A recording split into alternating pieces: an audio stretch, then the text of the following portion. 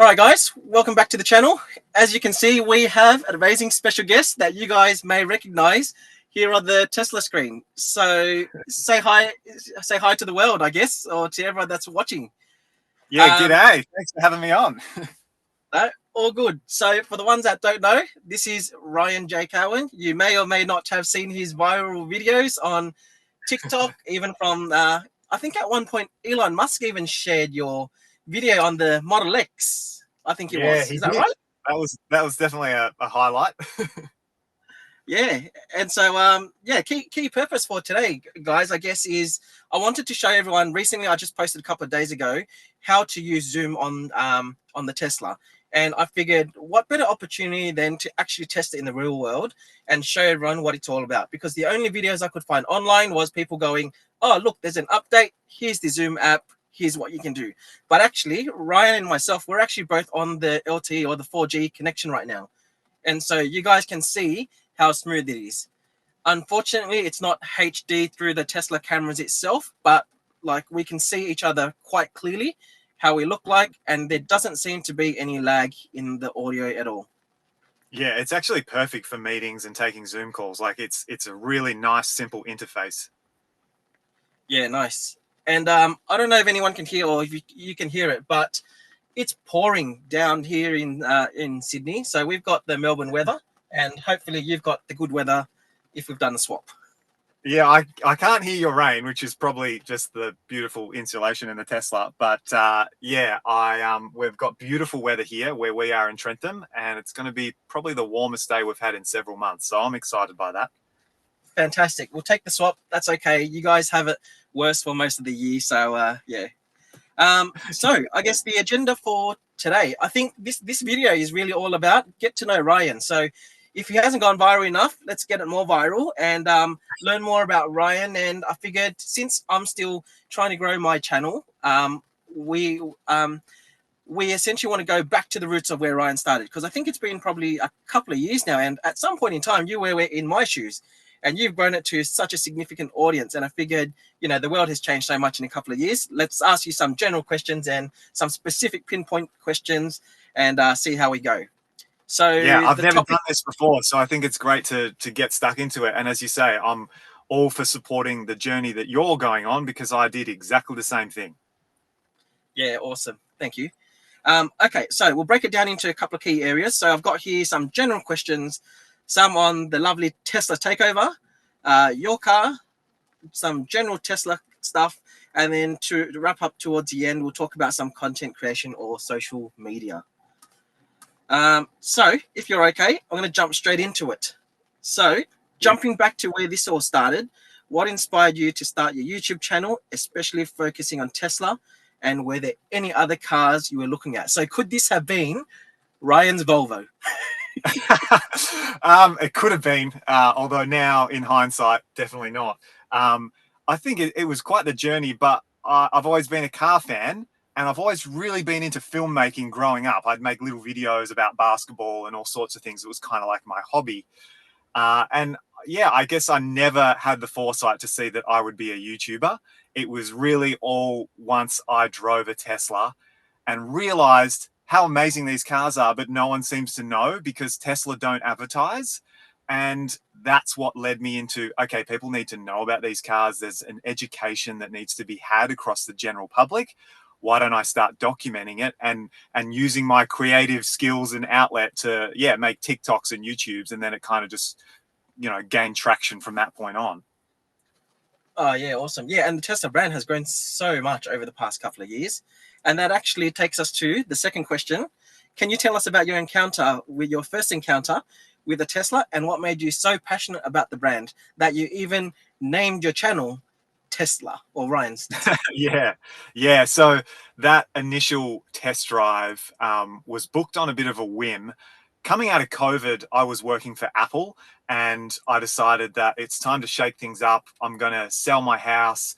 We're going to move to the regional Victoria, to the countryside, just change things up because life is short. And I think COVID sort of taught us all that through the lockdowns and everything. And so I went back to Melbourne and I decided by myself, I just book one of these test drives at the Chadstone store. And I drove that Model 3 and I could not believe how fundamentally different the car was and how much the technology was built into the vehicle. And again, why no one knew about it. Like, my expectation was that it would be a cool car, but it was a totally different approach to anything else I'd ever driven. And so that was my first encounter. I got back from that test drive and immediately ordered a Model 3 and also bought some Tesla stock, because I think in that moment I could see that this was actually the future.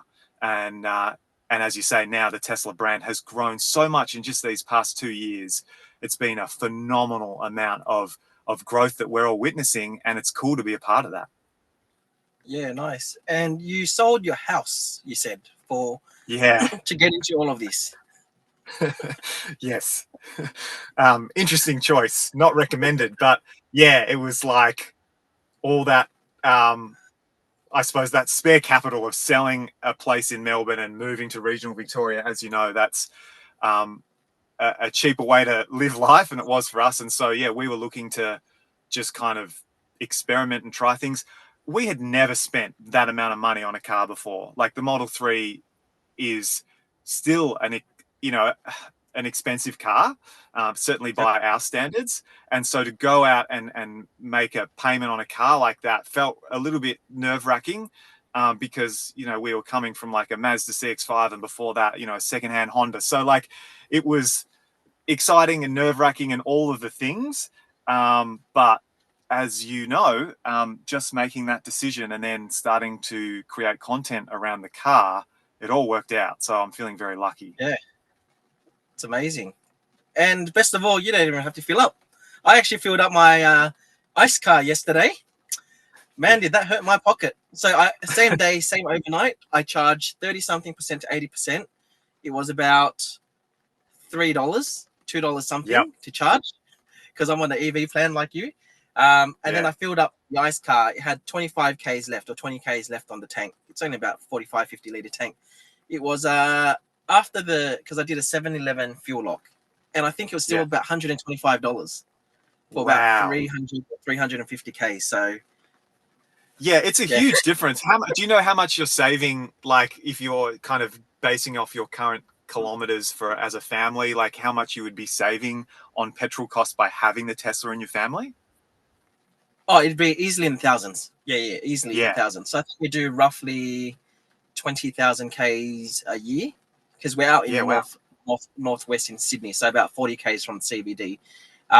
So we rely on our car to drive around. 20,000 Ks essentially times by, whether it's diesel or 98 petrol. The average price is probably about $1.30 something. So easily savings of thousands of dollars. Yeah. But jumping to the next question, Ryan. What's the most significant change you've noticed in the electric car market since you began your channel? And I know you've predominantly focused on Tesla.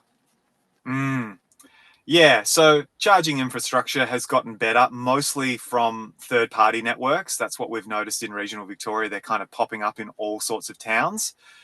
Even though it's only 1 or 2 charging stations, it's not like a Tesla supercharger where there's 8 stalls or anything like that. But it's great to see the infrastructure growing. Mind you, I would add that, as you know, you leave your house every day with a full battery. So it doesn't really matter what's around us. It's only once we get beyond that 300, 400 kilometer radius that we're now then relying on chargers. But certainly for people visiting this region, it is handy. And the other thing is going back to Melbourne and just seeing the amount of Teslas that are on the road, and Model Ys in particular. It's just mind-blowing, because I would wave at every other Tesla owner initially, because it was so rare to see another Tesla. And then now you go back to Melbourne, there's no point waving. Like, it's almost every minute you're seeing another Tesla. It's quite phenomenal. So that has been quite exciting. Yeah, and it's the same here in Sydney, right? I feel like, and there's a general saying about, Toyota Camrys are these are essentially the Toyota Camrys of the new EV market. I actually do genuinely see more Teslas than Toyota Camrys now. Yeah, crazy.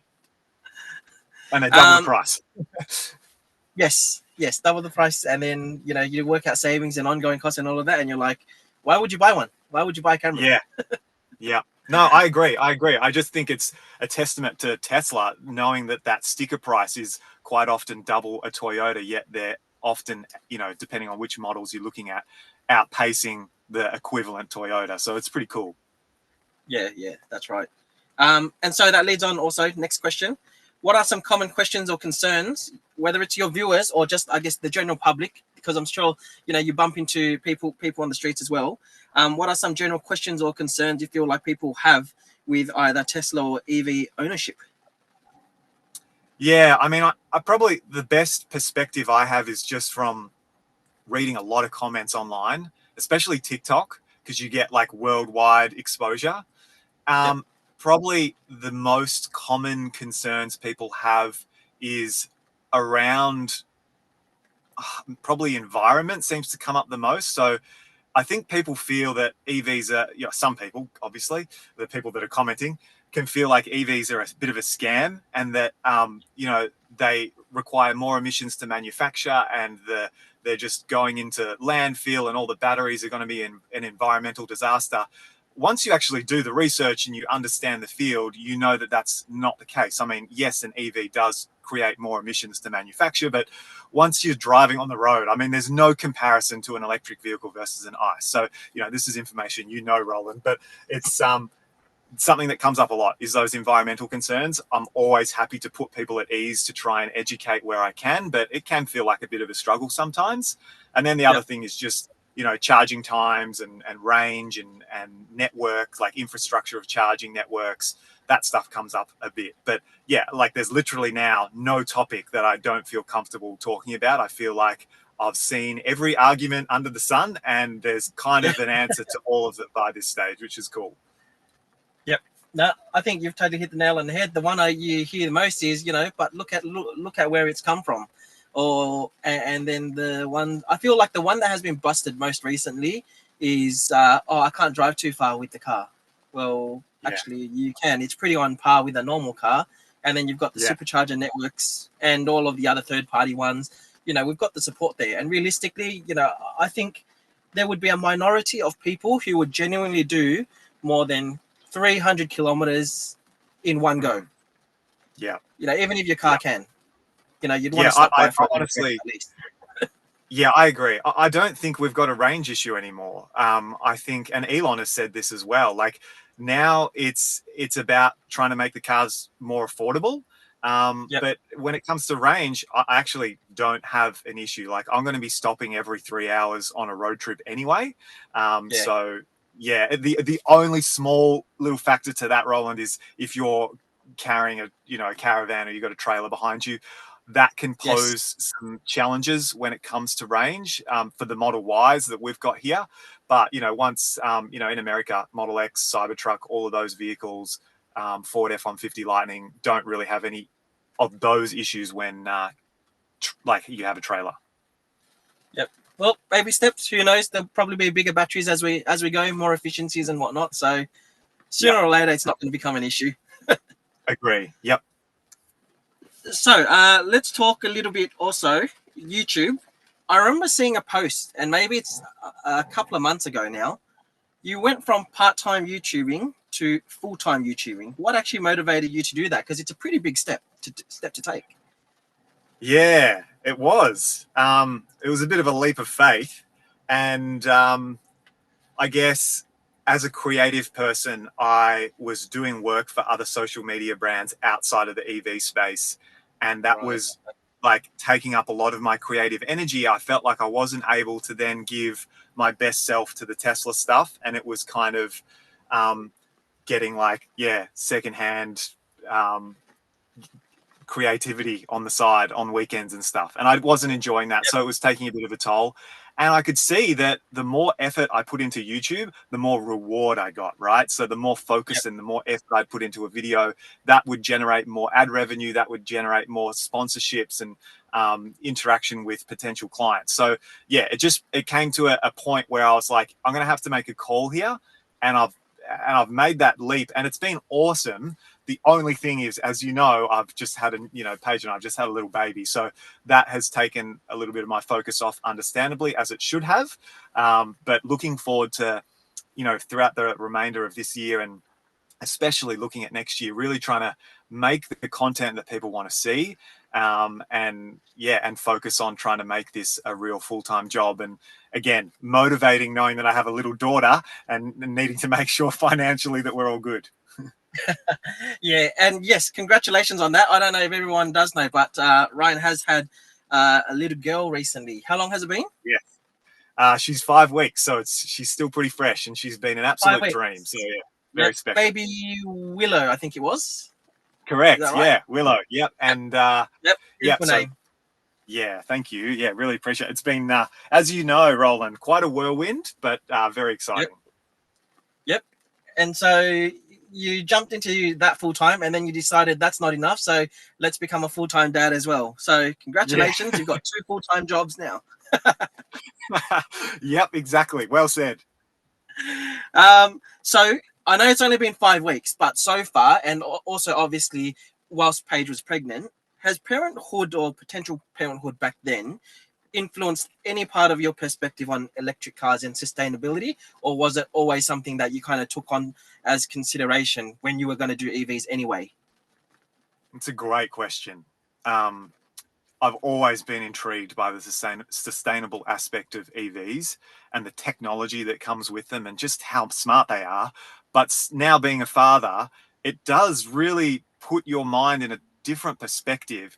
And I can feel really good about even just when we're bringing her into the car, knowing that there's no fumes coming out of the back. And like, there's all these small things, when you're in the garage and like it's quiet. And I mean, you could go through a whole checklist of things as to why it's better. But obviously, the underlying thing is for the future of the world and moving towards a more renewable way to, charge the car, being able to use solar and all those sorts of things. Like, it is a very feel good type of thing to be a dad and know that you're able to help the world move in this direction. And I think that's what inspires me about the content too, right? So being able to help other people make these decisions and get excited by electric cars and in particular Tesla, it feels really good.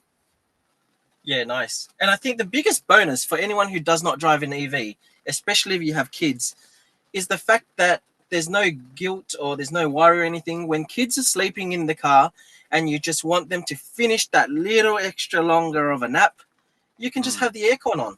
It's Yep. and you don't have a running engine. There's no burning fumes. Whether it's in your garage or in a shopping center, it's just that Yep. much better. And to your point, it's so much quieter as well for the kids.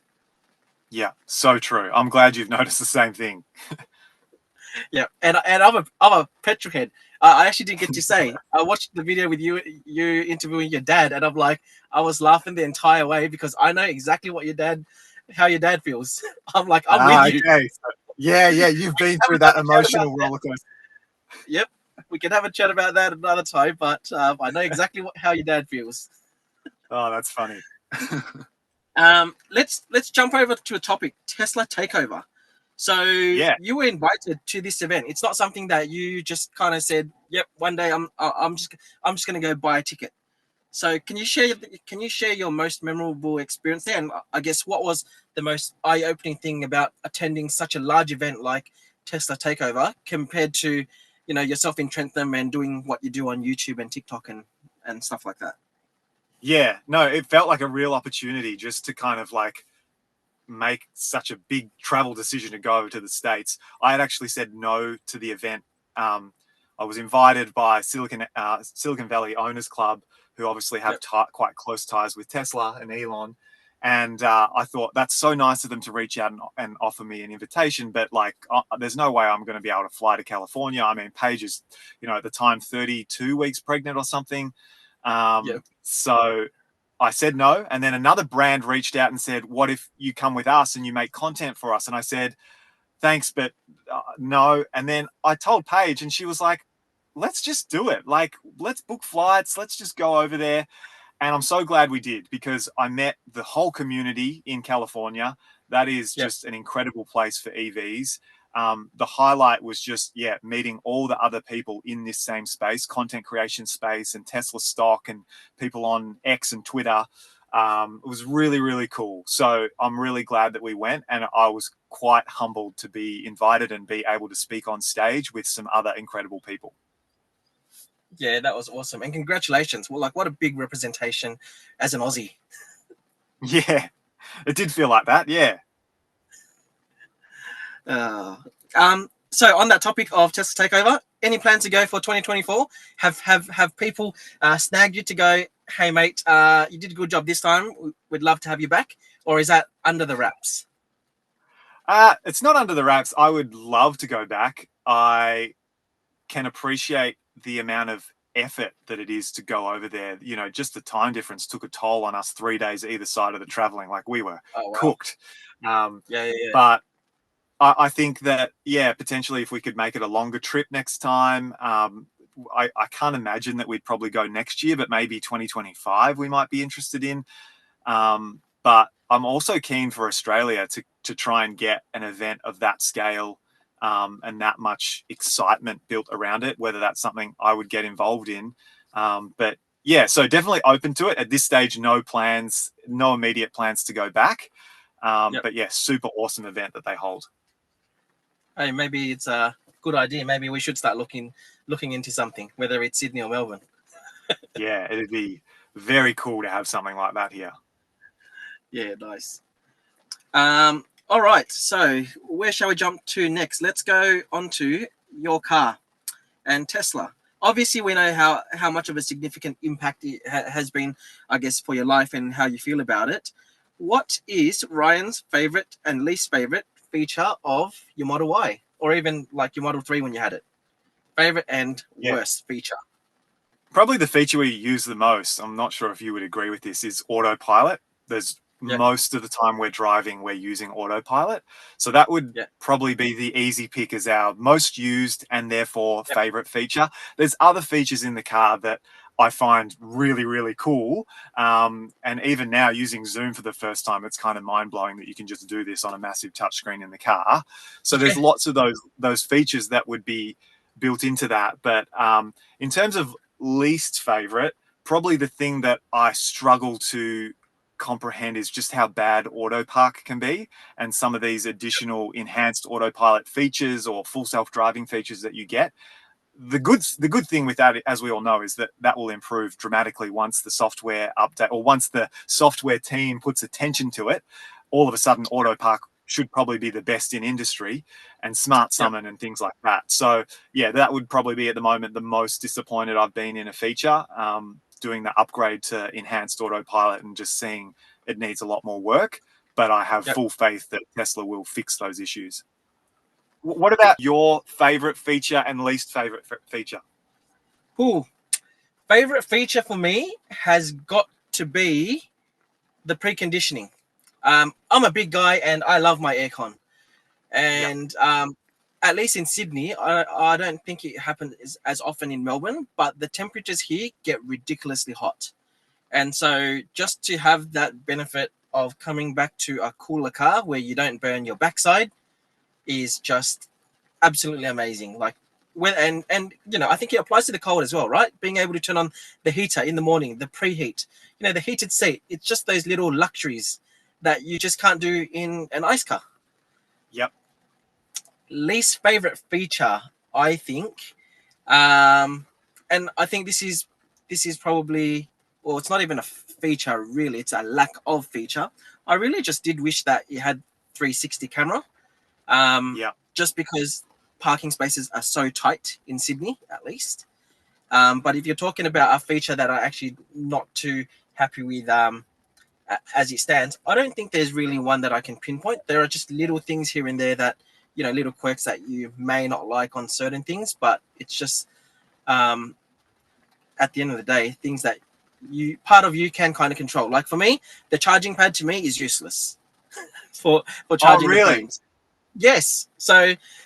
Because where's the cameras? Cameras up here.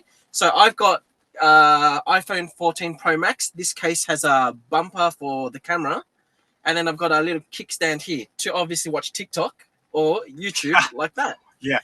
And because it's actually raised like that, the charging pad doesn't work for me. So I've got Ah, a MagSafe charging stand next to the screen. okay. Yep. That makes But sense again, because it is. that's it's user inflicted. Yeah. Yeah. We love the charging pads. It's like I love that about the interior, but I I know. totally get it. If you've got a big case, it's not going to work. Exactly. So yeah, it's pretty much stuff like that. And there's little other quirks, but like for the most part, I think, as you said, it's a fantastic all rounder car, and it's so hard to beat on in so many instances because of what it is. Yeah. Yeah. All right, let's talk about your ultimate car and is it electric? And I say, is it electric for the purposes that, if you haven't seen Ryan's video, seems like his dad is a petrol head buying a V8 AMG. So I don't know if any of that kind of drip fed into Ryan, but what's your ultimate car and is it electric? Yeah, good question. Growing up, it was always a 911. I've always loved Porsches, and I Yes, being a fantastic yeah. choice. Yes, being from a design background, I can really appreciate the refinement that car's gone over the years, and how incredible it is and beautiful it is. But certainly now, I'm interested in Taycan and like the moves that Porsche Yep. kind of making on the electric front. But without a doubt, it's got to be a Tesla. Yep. Would be my dream car right now. It's always been the dream car that I've actually wanted for us has been a white Model Y. So we got the Model 3. It Okay. was the only thing available in Australia. But as soon Yep. as the Y came out, getting a white Model Y with black induction wheels was on the pinboard of like, this is our dream car. And now Nice. I'm very happy with it. I have no complaints. But, if I Yep. won Tats Lotto, I'd probably also, and we were able to get the Model S here in Australia. Yep. Being able to get a plaid Model S would be quite incredible. I got a chance to sit in one over in California. The How interior was it? is upgraded. It's got a bigger screen. It's got beautiful refinements. I think that is quite an incredible car and still very practical for its size and obviously really fast. So yeah, that would tick all the boxes for me. What about you? Nice. So Ryan's Model S. Yeah. Look, my ultimate model car, as much as I'd love a Model S or even an X Plaid for like everyday duties, it's a 911. Or I've always wanted a Nissan GTR as well. Yeah. So I guess if we could take two cars, like the ultimate garage would be an S or an X Plaid, probably an X just purely because you've also got more seats, Yeah. and then a 911. But I'm Yeah. totally with you. Like I'm keeping the Model Y at least for a while. Like there's Yeah. nothing else that can compete for what it is. Yeah. And I know this is a question that you're probably going to ask, but I would actually find it really hard to go back to a petrol car now that I've had an electric car. I don't Yes, see that was myself my next ever going question. back. Are you Yeah. converted? And is it no ice car forever right now, or would you potentially, for some crazy miracle reason, still get an ice car? Yeah, it's hard to imagine going back to ice and having to go to the petrol Okay. station and fill up and all of those things. That being Yep. said, if I won a 911 in a lottery, I'd probably keep it for a You'd keep couple of it. months before I sold it. And then throw it into Tesla stocks or buy a Model S or an X or something, right? Yeah, bang on, you read my Yep. mind. Yep. I'm probably the same because it probably costs too much to maintain anyway. So at least you've done the Yeah, tick box to go, I've owned one. Fantastic. yeah, yeah, All right. So Ryan, we've spoken about are you totally converted to EVs? It seems like you most likely are, unless you get a free 911. yeah, Then you'll keep it for a little bit. But other than that, absolutely converted. And Taycan or a Model S is probably your car that you'd ultimately yeah, want. yeah, Um, One thing I want to talk about quickly before we move on to content creation and social media is on your current car, if you could change any one thing, whether it's adding a new feature or changing something, what's it going to be? And I know this is Ooh. casting the net out really wide, but you've got one opportunity to change something. What's it going to be? If I had to pick one thing, I would like to have version 12 of full self-driving, which is running Yep. off the AI sort of network. And from what we've seen so far, very impressive. But I'm also equally excited if I could do a follow-up by the idea of a Tesla app store and being able to have all of these third-party apps come through. Like Yep. that would really put out any need for something like Apple CarPlay. If you've got Tesla doing their own app store, it'd be phenomenal. totally with you on that. Yep, that would be my number one. I totally agree. I would take that over the 360 cameras I said earlier. Yep. Yeah, and I'm sure Tesla are working on it. It's just a matter of time before that happens, which would be cool. Yeah, that's right. They've got too many priorities they need to balance, but I'm sure we'll get there Yeah. one day. All right, let's talk about content creation and social media. So let's cast aside, I guess, specific EV stuff. At the end of the day, you're on social media, you're a content creator. Can you share some key tips, I guess, for aspiring content creators who want to also succeed in their own niche? Yeah. Firstly, I'm super humbled and grateful to be in the position that I am. And it was achieved through constantly asking myself, what do the audience want to see? Whilst also trying to create content that I wanted to create. But that was almost the second part of it. Like the first part was, what is it that the world needs to see and how do I make it engaging and all of those things. And then also, yeah, do I want to actually film this? Because there's some videos I'm not interested in filming. Yep. And I think the advice I would give, which I mentioned on stage at the Melbourne EV show, is just as you're doing, Roland, get out there and start doing it. And the more that you do it, the better you'll get. I mean, my first videos, Yep. as everyone says, are cringy, are terrible. And the more that I did it, the more that I got involved in like TikTok and the vertical creation of videos and short, snappy edits and all of that stuff, it just builds momentum and you get better at it. But I think underlying the fundamental creation of content with what is needed in the world and what people want to see and how to make it engaging is really important. Yep. Nice. So persistence is key as well. Then in that case, Yeah, yeah. what's your what's your favorite social media platform and why? Oh, good question. TikTok is probably my preference. I Yep. think that is an incredible app. And there's a lot of hate that TikTok gets from other social platforms Yep. because there's concerns around privacy and there's concerns about so much to do with the app and misinformation and all of that. At the end of the day, TikTok pioneered vertical video for the world. They Like did. I know there was apps before it, but they really made it work. And now every other platform is still trying to copy them. It's a little bit like Tesla. Yep. And yeah, no one does it quite as well. And it is an incredible community and platform to be involved in. And I love, creating for the app and consuming on the app and learning things through TikTok. So yeah, that would Yep. be my pick. And obviously YouTube Nice. and X now is also very, very cool in their own right, but not in the Yep. vertical space yet. It's like, as you know, YouTube's great for longer form, wide video, and X, formerly known as Twitter, is fantastic for so many different reasons and what Elon's done with that space. But yeah, if I had to pick one, it'd be TikTok. Yep. Nice. What about you? Okay, and I think for me, well, I've mainly been doing YouTube, but I think I know and understand the significance. And I'd probably say, in terms of what is important as an aspiring creator, I think absolutely TikTok is there.